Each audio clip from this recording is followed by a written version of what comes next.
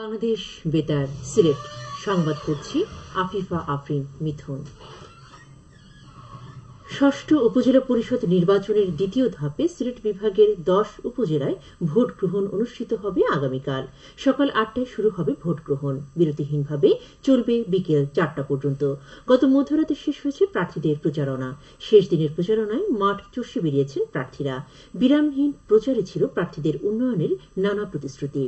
মিছিল, উঠান বৈঠক ও লিফলেট বিতরণ সহ জমজমাট প্রচারণা চালিয়েছেন প্রার্থীরা। ইতোমধ্যে ভোট গ্রহণের সব ধরনের প্রস্তুতি নিয়েছে নির্বাচন কমিশন। ভোটের দিন কেন্দ্রের পরিবেশ শান্তিপূর্ণ ও নির্বিঘ্ন রাখতে আইন শৃঙ্খলা রক্ষাকারী বাহিনীর সদস্যদের প্রতি কঠোর নির্দেশনা দেওয়া হয়েছে।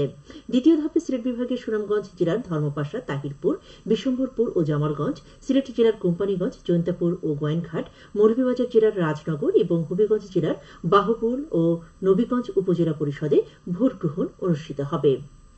ভোট গ্রহণ উপলক্ষে ইতিমধ্যে এসব উপজেলায় সাধারণ ছুটি ঘোষণা করা হয়েছে। আমাদের মৌলভীবাজার সংবাদদাতা জানান, রাজনগর উপজেলার ভোট গ্রহণের যাবতীয় প্রস্তুতি সম্পন্ন করেছে নির্বাচন কমিশন। ইতিমধ্যে নির্বাচনী সরঞ্জাম শাসক কেন্দ্রে প্রেরণ করা হয়েছে। নির্বাচনে চেয়ারম্যান, ভাইস চেয়ারম্যান এবং মহিলা ভাইস চেয়ারম্যান পদে 12 জন প্রার্থী প্রতিদ্বন্দ্বিতা করছেন। এই উপজেলায় ভোটার সংখ্যা 1,87,552 জন। এর মধ্যে পুরুষ ভোটার 96,149 জন ও নারী 91,403 জন। ভোট কেন্দ্র 67টি। এদিকে হবিগঞ্জ, নবীগঞ্জ ও বাহুবল উপজেলার ভোট গ্রহণে যাবতীয় প্রস্তুতি সম্পন্ন করেছেন নির্বাচন কমিশন। নবীগঞ্জ উপজেলা পরিষদের নির্বাচনে চেয়ারম্যান, ভাইস চেয়ারম্যান ও মহিলা ভাইস চেয়ারম্যান পদে 19 জন প্রার্থী প্রতিদ্বন্দ্বিতা করছেন। এই উপজেলায় ভোটার 2,82,714। বাহুবল উপজেলা পরিষদ নির্বাচনে চেয়ারম্যান, ভাইস চেয়ারম্যান ও মহিলা ভাইস চেয়ারম্যান পদে 20 জন প্রার্থী প্রতিদ্বন্দ্বিতা করছেন। এই উপজেলায় ভোটার সংখ্যা 1,53,622 জন। এদিকে নির্বাচন কমিশন মৌলভীবাজার সদর উপজেলার সবকটি পদে অনির্দিষ্টকালের জন্য নির্বাচন স্থগিত করেছেন। গত 16 মে বাংলাদেশ সুপ্রিম কোর্টের আপিল বিভাগের পূর্ণাঙ্গ বেঞ্চ মৌলভীবাজার সদর উপজেলা নির্বাচন 7 দিনের জন্য স্থগিত করেন। বিশ্বের শান্তি ও স্থিতিশীলতা প্রতিষ্ঠায় সাংস্কৃতিক বৈচিত্র্যের অবদানকে স্বীকৃতি দেওয়ার লক্ষ্যে আগামীকাল দেশে পালিত হবে সাংস্কৃতিক বৈচিত্র্য দিবস। জাতিসংঘের আহ্বানে প্রতি বছর দিবসটি পালিত হয়ে আসছে। দিবসটির ধারণা সর্বপ্রথম আসে ইউনেস্কো থেকে। 2001 সালের নভেম্বরে ইউনেস্কো সাংস্কৃতিক বৈচিত্র্য বিষয়ক সর্বজনীন ঘোষণা দেয়। ঘোষণাটির গুরুত্ব বিবেচনায় জাতিসংঘ সে বছরই তা অনুধাবন করে। এই ধারাবাহিকতায় পরের বছর 2002 সালে দিবসটি পালনের আহ্বান জানায় জাতিসংঘ। এরপর থেকে প্রতি বছর গোটা বিশ্বে পালিত হয়ে আসছে সংলাপ ও উন্নয়নের জন্য সাংস্কৃতিক বৈচিত্র্য দিবস।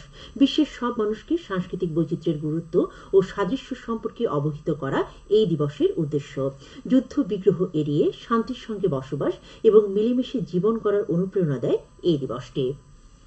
টেকসই ভবিষ্যৎ বিনির্মাণে আজকের পরিমাপ, এই প্রতিপাদ্যকে সামনে রেখে সারা দেশের মতো সিলেটেও আজ পালিত হচ্ছে বিশ্ব মেট্রোলজি দিবস।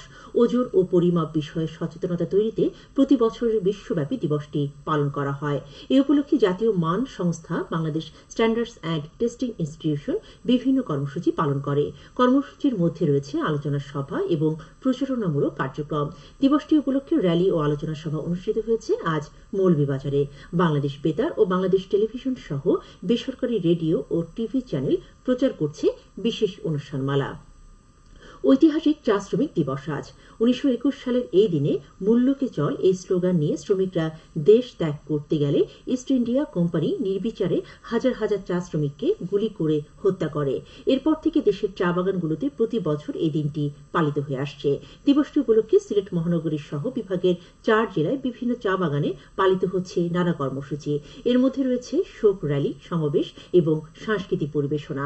দিবসটি উপলক্ষে হবিগঞ্জের চুনারুঘাট উপজেলার লস্করপুর চা বাগানে আয়োজন করা হয় র্যালি, আলোচনা সভা ও সাংস্কৃতিক অনুষ্ঠানের। এবারে শুনুন কৃষি সংবাদ।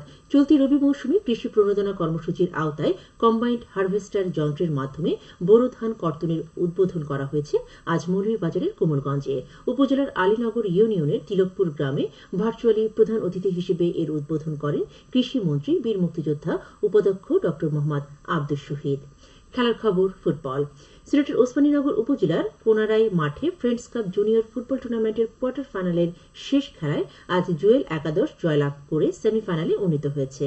তার টাই ব্রেকার 5-3 গোলে জালালপুর স্পোর্টিং ক্লাবকে পরাজিত করে। সবশেষে আবহাওয়া। রাত 1টা পর্যন্ত পূর্বাভাসে বলা হয়েছে সিলেট সহ পার্শ্ববর্তী এলাকায় পশ্চিম উত্তর পশ্চিম দিক থেকে ঘন্টায় সর্বোচ্চ 60 কিলোমিটার বেগে দমকা থেকে ঝোড়ো হওয়া বয়ে যেতে পারে। সেই সঙ্গে হতে পারে বৃষ্টি অথবা বজ্রসহ বৃষ্টিপাত। এসব এলাকার নদীবন্দর সমূহকে 1 নম্বর সতর্কতা সংকেত দেখিয়ে যেতে বলা হয়েছে। আজ সিলেটের সর্বোচ্চ তাপমাত্রা ছিল 32.7 ডিগ্রি এবং সর্বনিম্ন 26 ডিগ্রি সেলসিয়াস। বাতাসে আর্দ্রতা ছিল সকালে 81 এবং সন্ধ্যায় 67%। আগামীকাল সিলেটে সূর্যোদয় হবে 5টা 5 মিনিটে এবং অস্ত যাবে 6টা 33 মিনিটে। সংবাদ শেষ হলো। পরবর্তী স্থানীয় সংবাদ প্রচারিত হবে আগামীকাল সকাল 8টা 10 মিনিটে। বান্দরবান